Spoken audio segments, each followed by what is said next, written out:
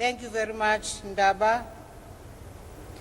We now call upon Nandi Mandela to pay a tribute representing the children and grandchildren of Madiba.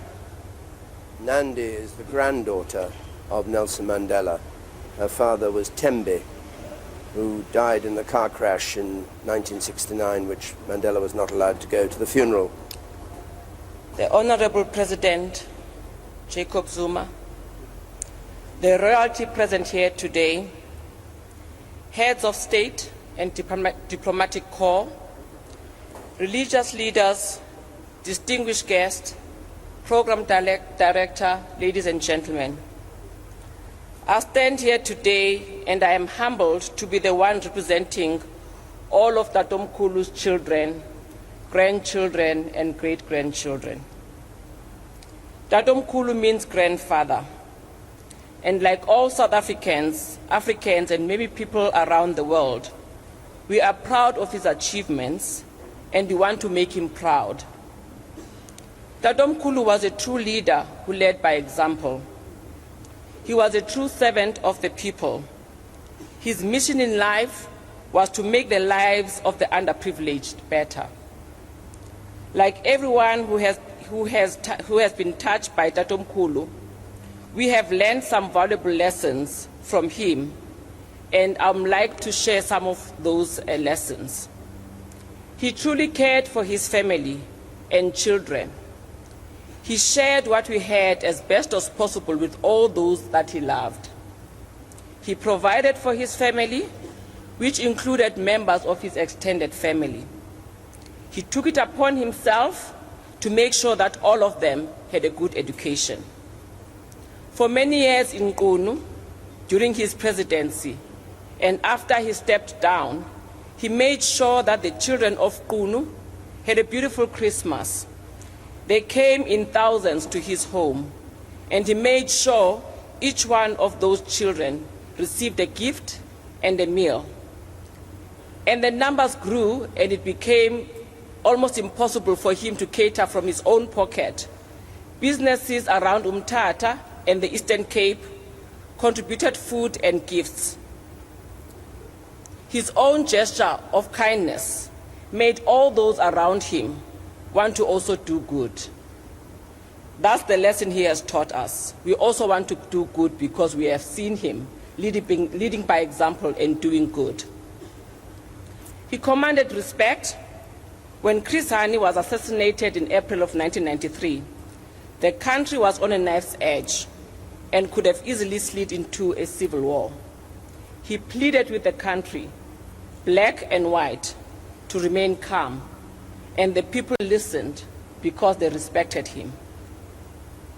He was truly humble and remained accountable throughout his life. This made it possible for him to make other people accountable. During his presidency, Mr. Louis Late took him to court. There was no need for him to do this or subject himself to this, but he was prepared to be subjected to the rule of law. This provided us with two lessons, a lesson in humility and a lesson in accountability. People always talk about his achievement and his serious side. Tatomkhulu was a lot of fun to be around, and he was a great storyteller. He had a great sense of humor. During the past year, we truly missed hearing his voice. At dinner, he liked telling stories about his childhood, and he preferred the one where he would poke fun at himself. One of his favorite stories was of him chasing a piece of chicken with a fork at a dinner table with the family of a girl that he wanted as his girlfriend. He would say, and you've heard this story many a times, "Gee whiz, man, every time I stabbed the chicken, it jumped, and I was sweating and embarrassed because I wanted to impress this young girl." He laughed heartily as he reminisced about his youthful days. Another side of Tatomkhulu that most people do not know about is his mischief. One story comes to mind. We were in Maputo for Gracina's wedding. We were sitting at a patio waiting for lunch to be served. In came a young lady, one of Josina's friends, with a mischievous smile and a twinkle in his eyes. Referring to Ndaba, he asked, "So, young lady, what do you think of my grandson?" "Don't you think he is handsome?" She replied, "No, Papa, I think he's too young for me." He retorted, "In the African tradition, a man can never be seen as younger than a woman." He was also a very strict grandfather. He made my younger cousins Mbuso and Ndaba pick up clothes after they've finished preparing for school or for bed. He was a disciplinarian who prepared us to be better people in our lives, with or without him. Tatomkhulu cared immensely for the less privileged. He was driven by common decency.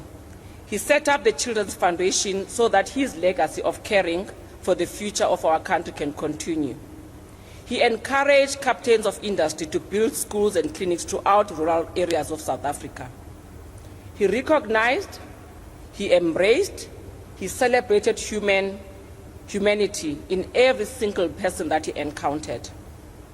At a formal dinner hosted by businesses, he stunned his hosts when he requested to greet the staff who prepared the food for the banquet. Everything had to stop. He was escorted to the kitchen and he shook the hands of all staff members. That's the humility of a man that we see lying in front of us.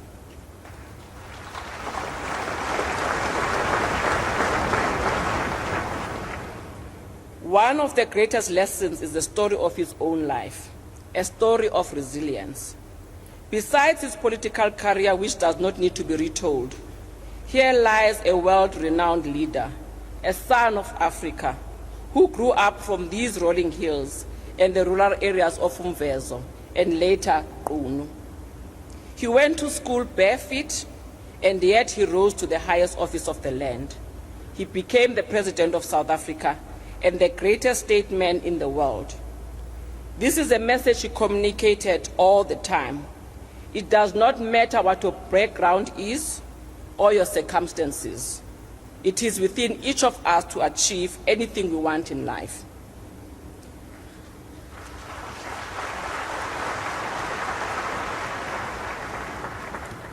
These are just of the many stories we have learned from him as a head of our family and as a leader. We shall miss you, Tatomkhulu. We shall miss your stern voice when you were not pleased with our behavior. We shall miss your voice as you told us stories of your childhood. We shall miss your laughter. We'll carry lessons you taught us throughout our lives as we make you proud.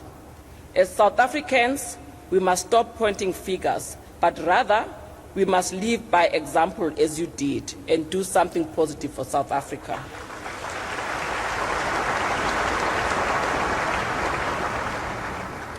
Your love for children was immeasurable. We love you, Tatomkhulu. Dlomo Madiba yemyem, ngolomsila, zondwa zinjaba zingazumenza nto. Wena kagadla, kanxeko, kahlango, kadlomo, kahala, kaMadiba, katato, kazondwa, kandaba, kangubengcuka. She is reciting the clan praises now by mentioning the clan praise names. Clan praise names? Yes. Thank you. Well, a very affectionate tribute to her grandfather by Nandi Mandela.